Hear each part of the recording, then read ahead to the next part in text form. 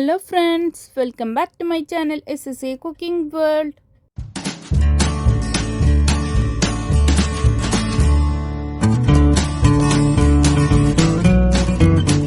ഞാൻ നിങ്ങളുടെ മുമ്പിൽ വന്നിട്ടുള്ളത് നല്ല ടേസ്റ്റി ആയിട്ട് എളുപ്പത്തിൽ എല്ലാവർക്കും ഒരുപോലെ തയ്യാറാക്കാൻ പറ്റുന്ന ഒരു അടിപൊളി ഈവനിങ് സ്നാക്കിൻ്റെ റെസിപ്പിയുമായിട്ടാണ് കേട്ടോ. റെസിപ്പിയിലോട്ട് കടക്കുന്നതിന് മുമ്പായി നമ്മളുടെ ഈ ചാനൽ ഇതുവരെ സബ്സ്ക്രൈബ് ചെയ്യാതെയാണ് ഏതെങ്കിലും കൂട്ടുകാർ എവിടെയെങ്കിലും കണ്ടുകൊണ്ടിരിക്കുന്നുണ്ടെങ്കിൽ ഒന്ന് പോയി സബ്സ്ക്രൈബ് ചെയ്യാനും കൂടെയുള്ള കുഞ്ഞു ബെൽ ബട്ടൺ ഒന്ന് പ്രസ് ചെയ്ത് സപ്പോർട്ട് ചെയ്യാനും മറക്കല്ലേ. എന്നാലേ ഞാനിടുന്ന പുതിയ പുതിയ വീഡിയോസിൻ്റെ നോട്ടിഫിക്കേഷൻ നിങ്ങളിലെത്തുകയുള്ളൂ, നിങ്ങൾക്കത് അപ്പോഴപ്പോൾ തന്നെ കാണാനും പറ്റത്തുള്ളൂ. രാവിലെ ബ്രേക്ക്ഫാസ്റ്റ് ആയിട്ടും ഈവനിങ് സ്നാക്കായിട്ട് നമുക്ക് എളുപ്പത്തിൽ എന്തെങ്കിലുമൊക്കെ തയ്യാറാക്കണമെന്നുണ്ടെങ്കിൽ ഇതുപോലെ തയ്യാറാക്കി നോക്കിക്കോളൂ. എല്ലാവർക്കും ഒരുപോലെ ഇഷ്ടപ്പെടുന്ന ഒരു സ്നാക്കാണ് കേട്ടോ ഇത്. എല്ലാവരുടെയും വീട്ടിലുള്ള കുറഞ്ഞ ഇൻഗ്രീഡിയൻ്റ് കൊണ്ട് മാത്രമാണ് ഇത് തയ്യാറാക്കുന്നുള്ളത്. അതിന് വേണ്ടിയിട്ട് 1 കപ്പ് ഓൾ പർപ്പസ് ഫ്ലോറിലെ മൈദപ്പൊടിയാണ് എടുത്തിട്ടുള്ളത് 1 കപ്പ്. അതിലേക്ക് ഞാൻ പിന്നീട് ചേർത്ത് കൊടുക്കുന്നുള്ളത് 1/4 കപ്പ് റവയാണ് കേട്ടോ. നമ്മളുടെ നാട്ടിൽ പറഞ്ഞാൽ തരി. 1/4 കപ്പ് തരിയും കൂടി ഇതിലേക്ക് ഇട്ട് കൊടുക്കുന്നുണ്ട്. അത് വറുത്തതോ വറുക്കാത്തതോ എന്തോ ആവട്ടെ, കുഴപ്പമില്ല. ഇത് 1/2 കപ്പിനടുത്ത് ഷുഗർ ചേർത്ത് കൊടുക്കുന്നുണ്ട്. അത് ഷുഗർ നമ്മളുടെ ഇഷ്ടത്തിനനുസരിച്ച് ഇട്ട് കൊടുക്കാം. 1/4 കപ്പ് മതി എന്നുള്ളവർക്ക് അങ്ങനെ ഇട്ട് കൊടുക്കാം. പിന്നെ മധുരം ബാലൻസ് ചെയ്യാൻ വേണ്ടിയിട്ട് കുറച്ച് ഉപ്പ് ഞാൻ ചേർത്ത് കൊടുക്കുന്നുണ്ട്, 1/4 ടീസ്പൂണ്. പിന്നെ 1/4 ടീസ്പൂണ് ബേക്കിംഗ് സോഡയാണ് കേട്ടോ ഞാനിപ്പോൾ ചേർത്ത് കൊടുത്തിട്ടുള്ളത്. ഇതൊക്കെ ചേർത്തിട്ട് ഒന്ന് നല്ലോണം നമുക്കൊന്ന് മിക്സ് ചെയ്തെടുക്കാം.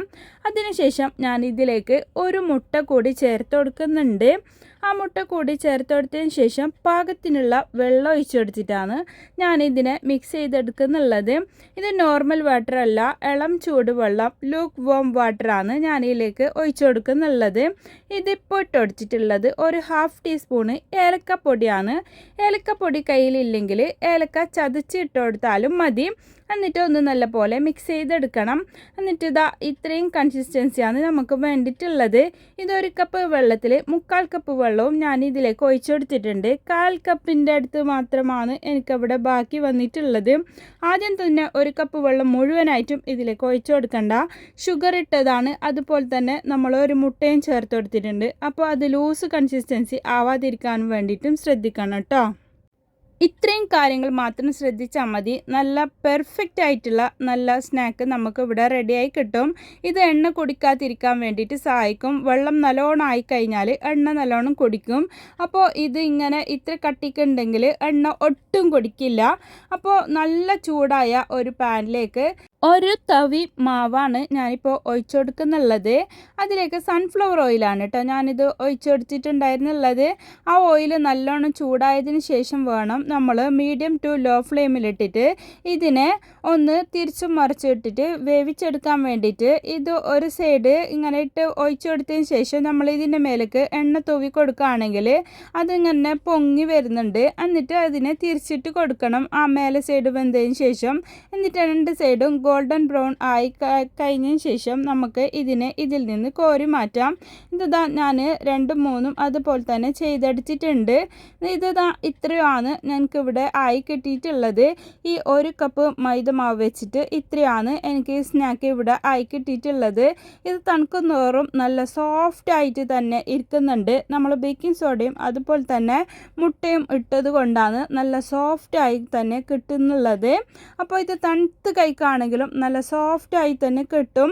അതല്ല നമ്മൾ ഹൈ ഫ്ലെയിമിൽ വെച്ചിട്ട് ഇത് ഉണ്ടാക്കുകയാണെങ്കിൽ അതിൻ്റെ മേലെ ഭാഗമൊക്കെ ഗോൾഡൻ ബ്രൗൺ കളറായി കിട്ടും, പക്ഷെ അതിൻ്റെ അകം വേവില്ല കേട്ടോ. അപ്പോൾ അത് പ്രത്യേകം ശ്രദ്ധിക്കണം.